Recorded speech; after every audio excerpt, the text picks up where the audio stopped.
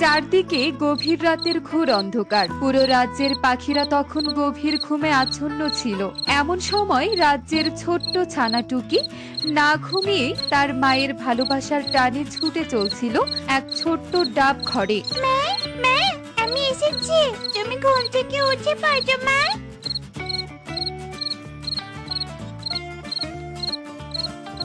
কি মা, তুই এসেছিস? আয় মা, আমার কাছে এসে বস মা।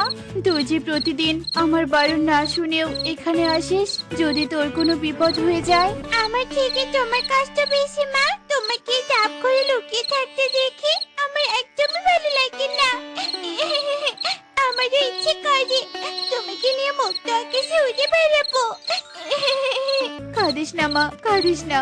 একদিন সব ঠিক হয়ে যাবে, তুই দেখিস। আচ্ছা ঠিক আছে মা, এখন একটু খেয়ে নাও তো। আমি তোমার জন্য রাত্র থেকে খাবার নিয়ে এসেছি।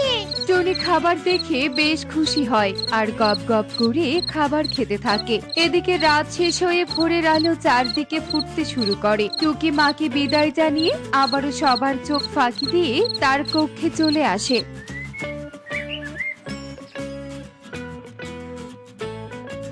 এই যে নবাবজাদি রাজকুমারী, এত বেলা করে কেন ঘুমিয়েছিস শুনি? ওঠ বলছি, ওঠ। আসলে ছোট মা, একটু আগে ঘুমিয়েছি তো, চোখ দুটো খুলছেই না। একটু আগে ঘুমিয়েছিস মানে? না মানে শরীরটা ভালো লাগছিল না, তাই সারা রাত চোখে ঘুম ছিল না। তুই ঘুমাসনি তো কি হয়েছে শুনি? তোকে যে কতবার বলেছি আমার ঘরে প্রতিদিন সকালে ফুল তুলে এনে রাখবি, ফুলের সুবাসে আমার ঘুম ভেঙে যাবে। তাহলে কেন আনিসনি? এই যে, আমার তো মনেই ছিল না ছোট মা, আমি এক্ষুনি যাচ্ছি।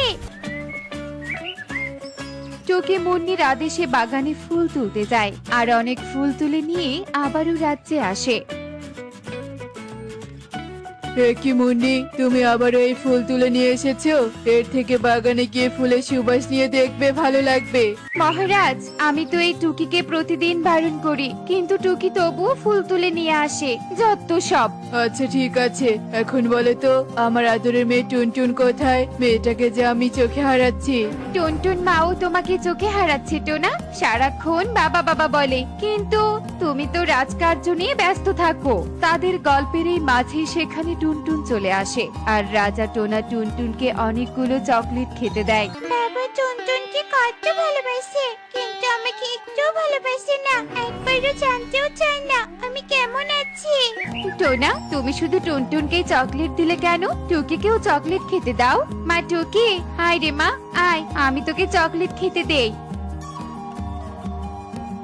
মুন্নি রাজা টোনার সামনে টুকিকে চকলেট খেতে দেয়। এভাবেই মুন্নি সব সময় টোনার সামনে ভালো সাজতো। সত্যি মুন্নি, তুমি অনেক ভালো। তোমার মতো আজকাল পাখি হয় না। তুমি ওর সৎ মা হয়েও ওকে কত ভালোবাসো। আজকাল এমন মা পাওয়া যায় না। কিন্তু টুকি কি তোমার ভালোবাসা পাওয়ার যোগ্য? মুন্নি টোনার কথা শুনে হাসতে থাকে। এভাবেই দিন কাটতে থাকে। টুকি সারাদিন টোনার আড়ালে মুন্নির থেকে অত্যাচার ভোগ করত। ছোট্ট টুকি তার বাবাকে কিছুই বলতে পারতো না, আর বললেও টোনা তা বিশ্বাসই করতো না। এই যে নবাবজাদি, এভাবে বসে আছিস কেন শুনি? আমার আর আমার মেয়ের পায়ের জুতোগুলো ভালো করে পরিষ্কার করে দে বলছি, একটুও যেন ময়লা না থাকে। ছোট মা, রাজপ্রাসাদে তো অনেক দাসদাসী আছে, তাহলে আমাকে কেন পরিষ্কার করতে হবে? এত কাজ আমি করতে পারবো না মা, আমার অনেক কষ্ট হয়। কি দেখছিস মা টুনটুন, এই মেয়ে আমার সাথে কিভাবে কথা বলছে? এই, তোর খুব গলার আওয়াজ হয়েছে তাই না? এমন মায়ের মারবো না। তুমি তো আমাকে সবসময় মারো মা, আমার দ্বারা কত কাজ করিয়ে নাও, আর বাবার সামনে তুমি বুঝতেই দাও না। আমি বাবাকে সবটা বলে দিব মা। কি? তুই কি বলে দিবি শুনি? এই দেখ কি করি। মা টুনটুন, তোকে সেদিন কি বলেছিলাম মনে আছে? হ্যাঁ মা, খুব মনে আছে। টুনটুন হঠাৎ করে কান্না শুরু করে দেয় আর মুন্নিও কাঁদতে কাঁদতে টুকি আর টুনটুনকে নিয়ে রাজদরবারে টোনার কাছে যায়। দেখো টোনা, দেখো, তোমার এই মেয়েকে আমি কখনো মায়ের অভাব বুঝতে দেইনি, আর তোমার এই মেয়ে একটা সামান্য খেলনার জন্য আমার টুনটুনকে মেরেছে। আমি থাকবো না এই প্রাসাদে, আমার মেয়েকে নিয়ে আমি চলে যাব। তুমি থাকো তোমার মেয়েকে নিয়ে টোনা। কি টুকি, তোর মায়ের কাছে ক্ষমা চা, ক্ষমা চা বলছি। আমি ওকে মারিনি বাবা, মা মিথ্যে বলছে। চুপ কর, তোর ছোট মা তোকে এত ভালোবাসে আর তাকে মিথ্যেবাদী বলছিস? একদম তোর নিজের মায়ের মতো হয়েছিস। আর কখনো তোর নামে নালিশ শুনলে তোকে ঘাড় ধরে বের করে দিব, এই বলে দিলাম।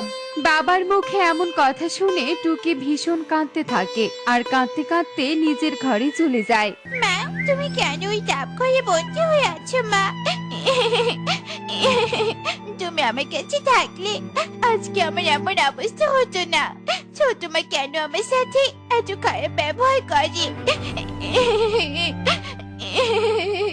টুকি কাঁদতে কাঁদতে ঘুমিয়ে পড়ে। এদিকে টুকির ঘুমের মাঝে গভীর রাত হয়ে যায়। আর টুকির ঘুম ভাঙতে টুকি বুঝতে পারে যে গভীর রাত।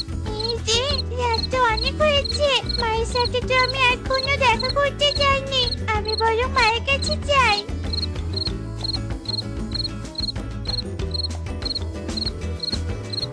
টুকি চুপ করে মায়ের সাথে দেখা করতে ডাব ঘরে যায় আর মাকে দেখতেই টুকি ভীষণ কাঁদতে থাকে।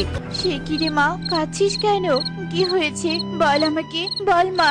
তুমি আমাকে সহ্য করে বলো না মা, তুমি কেন এই ডাব ঘরে আছো? আর আমার গলায় তুমি কেন রক্ষা কবচ দিয়েছো? আরে মনি মা কেন আমাকে এত অত্যাচার করে? আমাকে সবটা বলো মা। বলছি রে মা, শোন তুই, আসলে সে অনেকদিন আগের কথা। টোনা, তুমি বিশ্বাস করো আমি কোনো ডাইনি নই। এই পাখি মিথ্যে বলছে। না রাজা মশাই, আমি সত্যি বলছি, ও একটা ডাইনি। আমি নিজের চোখে দেখেছি। আমার মেয়েকে নিয়ে এই পথ দিয়ে যাওয়ার সময় এই টুনিকে ডাইনি রূপে দেখেছি। আপনি ওকে বন থেকে তাড়িয়ে দিন, নয়তো ভস্ম করে দিন, নয়তো এই রাজ্য ধ্বংস হয়ে যাবে। মারি, আসলে ডাইনি ছিল ওই মুন্নি। ওই ডাইনি তোর বাবাকে বশে নিয়ে আসে, তাই তোর বাবাও আমাকে ভস্ম করে দেওয়ার জন্য তান্ত্রিকের হাতে তুলে দেয়। সেদিন তোর বাবা সত্যি আমাকে ডাইনি ভাবে। তারপর কি হয়েছিল মা? তুমি ডাব করে এলে কি করে? ওই তান্ত্রিক ঠিক বুঝেছিল আমি কোনো ডাইনি নই, কিন্তু ওই ডাইনি এত শক্তিশালী ছিল যে তান্ত্রিক ডাইনি মুন্নিকে শাস্তি দিতে পারেনি। তাই আমাকে ডাইনি মুন্নির হাত থেকে তান্ত্রিক বাবা এই ডাব ঘরে লুকিয়ে রেখেছে আর মন্ত্র বলে গেছে যাতে আমি বের হতে না পারি, আমার ক্ষতিও কেউ করতে না পারে। বুঝেছি, তাই তুমি আমাকে রক্ষা কবচ গলায় দিয়েছো। সেদিনে তো তান্ত্রিক বাবা প্রথম তোমার সন্ধান দিয়েছিল আমাকে। হ্যাঁ রে মা, ওই তান্ত্রিক বাবা ছাড়া আমি এখান থেকে বের হতে পারবো না। আর ওই ডাইনিও আমার সন্ধান জানবে না। আমি বলেছিলাম তোকে আনতে। কিন্তু মা, ওই মুন্নি ডাইনি এসব কেন করছে? ওই ডাইনি পুরো রাজ্য নিজের দখলে নিতে চায় রে মা। জানি না তান্ত্রিক বাবা কোথায় আছে এখন। তান্ত্রিক বাবাকে ছাড়া আমি অদৃশ্য মায়া ছেড়ে বের হতেই পারবো না। ওই ডাইনিকেও ধ্বংস করতে পারবো না। এত বড় শত্রুতা তুমি আমার থেকে লুকিয়েছো মা। আমাকে এখন সবটা ঠিক করতে হবে। তুমি থাকো মা, আমি কাল সকালে তান্ত্রিক বাবাকে খুঁজতে বের হব।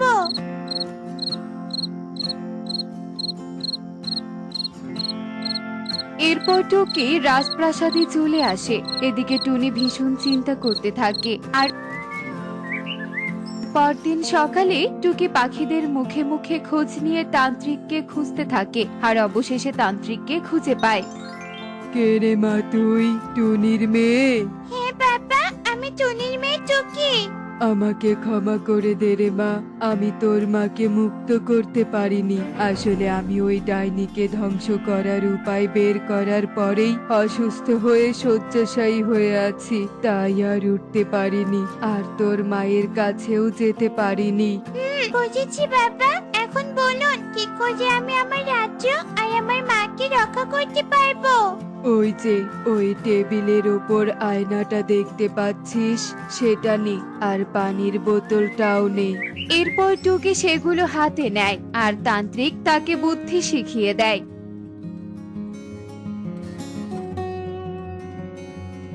তান্ত্রিকের কথা মতো টুকি আয়না নিয়ে রাজ্যে আসে। এই হতচ্ছাড়ি, কোথায় গিয়েছিলি শুনি? বাইরে গিয়েছিলাম মা। এই দেখো আমি কি খুঁজে পেয়েছি, কি সুন্দর আয়না দেখো। মুন্নি আর টুনটুন আয়না দেখে ভীষণ খুশি হয় আর আয়নাতে মুখ দিতেই তাদের আসল রূপ ফিরে আসে আর তারা আয়নায় বন্দী হয়ে যায়।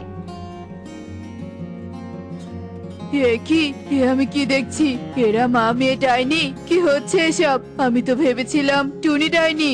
এরপর টুকি তার বাবাকে সবটা খুলে বলে। কি আমি কিনা টুনির সাথে এত বড় অন্যায় করেছি? একটা বাইরের পাখির জন্য কিনা আমি টুনিকে ভুল বুঝেছি? আমি আমার বোধ শক্তি হারিয়েছি। তোমার দোষ নেই বাবা, তোমাকেও বাস করা হয়েছিল।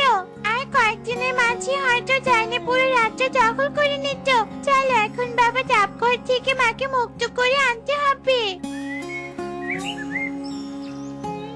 এরপর টোনা আর টুকি ডাব ঘরে যায় আর টুনিকে জাদুই জল ছিটিয়ে দিয়ে বাহিরে নিয়ে আসে।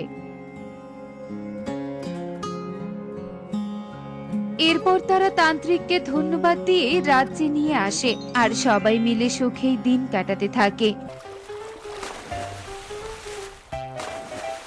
এমনই সব মজার মজার শিক্ষণীয় টুনি পাখির গল্প দেখতে আমাদের সাথেই থেকো। আর গল্পটি কেমন হয়েছে তা কমেন্টে জানাতে ভুলো না কিন্তু। Bye bye. বনে চন্দ্রগ্রহণ শুরু হয়েছে। কি এই চন্দ্রগ্রহণের সময় কার বাচ্চা হলো? এই বাচ্চা তবে কোনো সাধারণ বাচ্চা নয়। না না, আমাকে সেখানে যেতে হবে। এই বলে তান্ত্রিক কান্নার আওয়াজ অনুযায়ী সেখানে যেতে থাকে। টোনা টোনা, দেখে যাও, আমাদের মেয়ে সন্তান হয়েছে। আমাদের ঘরে আলো ফিরে এসেছে টোনা। টুনি, আজকে আমি খুব খুশি, খুব খুশি। আমাদের একটা ফুটফুটে মেয়ে হয়েছে। আজ আমাদের ইচ্ছে পূরণ হলো। টুনি, এ কি তান্ত্রিক বাবা, আপনি এখানে কেন? তোদের মেয়ের কান্না শুনে এলাম। আজ চন্দ্রগ্রহণ, এই সময় তোদের মেয়ে হয়েছে। এটা কোনো সাধারণ বিষয় না। কি বলছেন তান্ত্রিক বাবা? আমরা তো কিছুই বুঝতে পারছি না। তোদের মেয়ের শরীরে এক অলৌকিক শক্তি রয়েছে। তাহলে তো অনেক ভালো, একসাথে দুটো সুখবর। সুখবর, কিন্তু এর আরেকটি দিক রয়েছে। এই অলৌকিক শক্তির দ্বারাই হয় বনের ক্ষতি হবে, নয়তো কিছু ভালো হবে। কি বলছেন তান্ত্রিক বাবা? এখন আমরা কি করব? তোদের মেয়েকে বাহিরে বের করা যাবে না, সব সময় ঘরের ভেতরে থাকতে হবে। কিছু বছর পর আমরা বুঝতে পারবো এই অলৌকিক শক্তি কিসের জন্য। ঠিক আছে তান্ত্রিক বাবা, তবে তাই হবে।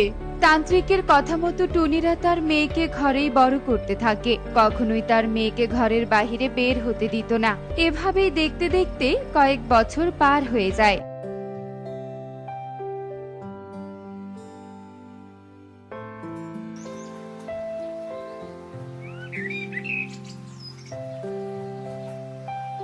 টুনিদের মেয়েও বড় হতে শুরু করে। কি যে প্রজাপতি, তোমার আসতে এত দেরি হলো কেন? মধু খেতে একটু দেরি হয়ে গেল। আচ্ছা প্রজাপতি, বাইরের পরিবেশ দেখতে কি অনেক সুন্দর। আমার খুব ইচ্ছে বাইরের পরিবেশ দেখবো। টুকি, তুমি তো প্রকৃতিকে অনেক ভালোবাসো, তবে তুমি প্রকৃতি মাতাকে বলো, নিশ্চয় তোমাকে সাহায্য করবে। কিন্তু আমার যে বাইরে যাওয়া নিষেধ। কিচ্ছু হবে না টুকি, তুমি প্রকৃতি মাতাকে বলো তোমাকে জাদুর আয়নার সাহায্যে অনেক সুন্দর জায়গায় নিয়ে যাবে। ঠিক আছে প্রজাপতি, আমি বলছি। প্রকৃতি মাতা, তোমার জাদুর আয়নার সাহায্যে আমাদেরকে অনেক সুন্দর জায়গায় নিয়ে যাও, যেখানে অনেক অনেক ফুলফল থাকবে।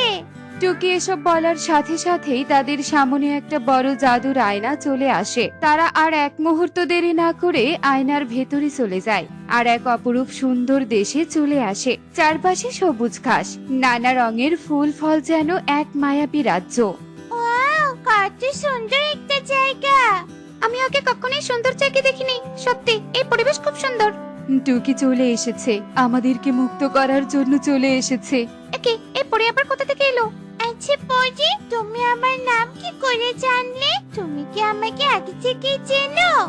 তোমার শরীরে এক অলৌকিক শক্তি রয়েছে, তুমি একমাত্র পারো আমাদের মুক্ত করতে। তোমার কি মাথা খারাপ? আমি সব সত্যি বলছি। আমাদের রাজ্যে এক ভয়ঙ্কর ডাইনি এসেছে। সেই ডাইনি আমাদের পরিরানীর সোনার পাখা জোর করে নিয়ে গিয়েছে। তখন থেকেই পরিরানী খুব অসুস্থ। তুমি চন্দ্রগ্রহণের রাতে এক অলৌকিক শক্তি নিয়ে জন্মগ্রহণ করেছো। তুমি পারো ওই ডাইনিকে ভস্ম করতে। তোমরা এসো, আমার সাথে এসো, তোমাদেরকে পরিরানীর সাথে দেখা করাই। এরপর টুকিরা আর কিছু না বলে পরীর সাথে যেতে শুরু করে। পরী টুকিদেরকে নিয়ে পরিরানীর কাছে চলে আসে।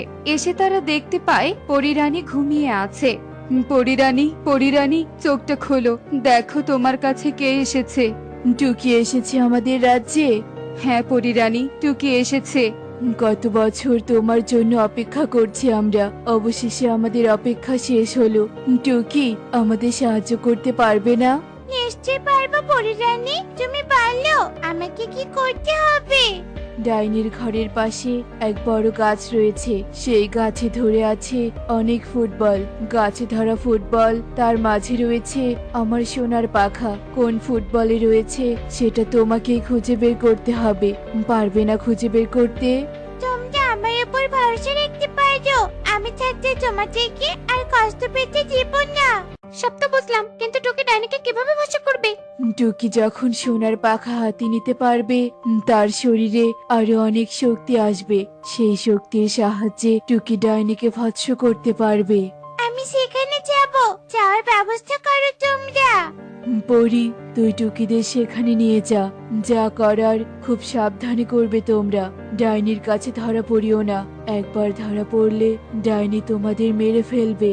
আচ্ছা ঠিক আছে পরি, তুমি একদম চিন্তা করো না। এই বলে তারা ডাইনির কাছে যাওয়ার জন্য রওনা হয়। আর এক পর্যায়ে তারা ডাইনির কাছে চলে আসে। কিরে পড়ি, তুই এগুলো কাকে সাথে করে নিয়ে এসেছিস? আমি জানি না ডাইনি, এরা আপনার কথা বললো, আপনাকে নাকি তারা চিনে, তাই আপনার কাছে নিয়ে এলাম। এই মেয়ে, তুই আমাকে কিভাবে চিনিস? অনেক সুন্দর, তোমার মন নাকি অনেক ভালো। তোমার নামে অনেক প্রশংসা শুনেছি, তাই দেখা করার জন্য এলাম আর কি। তোর মুখে আজ প্রথম শুনলাম আমি সুন্দর আর অনেক ভালো। তোকে আমার অনেক ভালো লেগেছে। তুই চাইলে তোর যতদিন ইচ্ছে আমার রাজ্যে থাকতে পারিস, তোর কোনো কিছুর অভাব হবে না। তুমি সত্যি বলছো? তুমি সত্যি অনেক ভালো। পড়ি, তুই এই মেয়েকে নিয়ে আমার রাজ্যে যা, ও যা চায় তাই ওকে দিয়ে দে। ঠিক আছে ডাইনি, তোমরা এসো আমার সাথে। ডাইনি মা, আপনাকে একটা কথা বলি। কি বলবি, তাড়াতাড়ি বল। ওই মেয়েকে আপনার বিশ্বাস করা একদম উচিত হয়নি। আপনি কি ভুলে গেছেন চন্দ্রগ্রহণের সময় যে মেয়ে জন্মগ্রহণ করবে সেই আপনাকে বর্ষ করতে পারবে? ওই মেয়ে যদি সেই মেয়ে হয় তখন কি হবে বলুন? আরে ওই মেয়ে সেরকম নয়, তবু ওর দিকে আমি নজর রাখবো, তা নিয়ে তোকে ভাবতে হবে না। যা, তুই গিয়ে কাজে লেগে পড়। ডাইনির কথা মতো রাক্ষস তার কাজে লেগে পড়ে। অন্যদিকে টুকিরা সেই গাছে ধরা ফুটবলের কাছে চলে আসে। এতগুলো ফুটবলের মধ্যে কোনটাতে আছে সেই সোনার পাখা? ভাবতে হবে আমাকে। এরপর টুকি চোখ বন্ধ করে ভাবতে থাকে। কিছুক্ষণ পরেই টুকি একটা ফুটবল পেরে নেয়, আর সেই ফুটবলেই ছিল পরিরানীর সোনার পাখা। এই তো আমরা পেয়ে গেছি সোনার পাখা। টুকি, আমাদের হাতে সময় নেই, চলো আমরা এক্ষুনি এখান থেকে চলে যাই। ভয় পেও না তুমি, ডাইনি আসলে দাও তাকে। যেই বলা সেই কাজ। ডাইনি বুঝতে পেরে টুকিদের সামনে এসে হাজির হয়। তোদের এত বড় সাহস, তোরা সোনার পাখা নিয়েছিস? দে বলছি, সোনার পাখা আমাকে দিয়ে দে। দিয়ে দেওয়ার জন্য তো নেই ডাইনি, আমরা এটা নিতে এসেছি। তোর দেখি খুব সাহস, ছোট মেয়ে হয়ে আমার মুখে মুখে কথা বলিস? দাঁড়া, তোকে দেখাচ্ছি মজা। এই বলে ডাইনি টুকির দিকে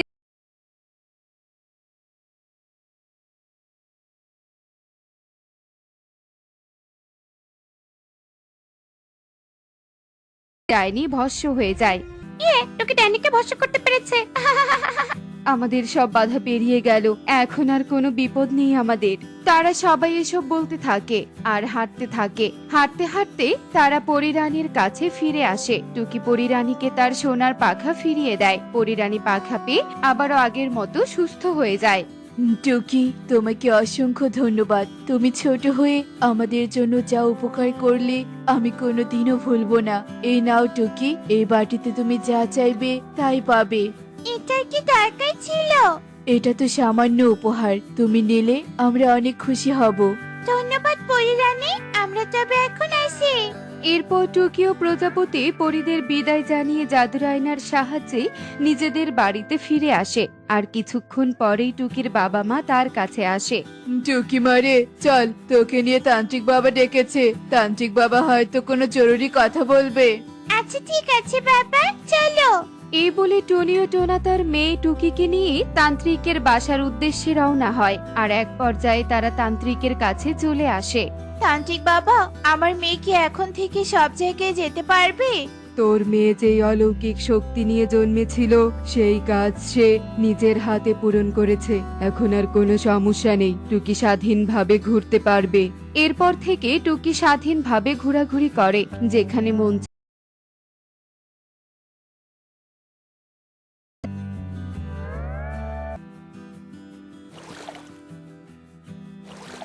দেখলে তো বন্ধুরা, অন্যের জিনিস কেড়ে নিয়ে কেউ কখনো সুখী হতে পারে না।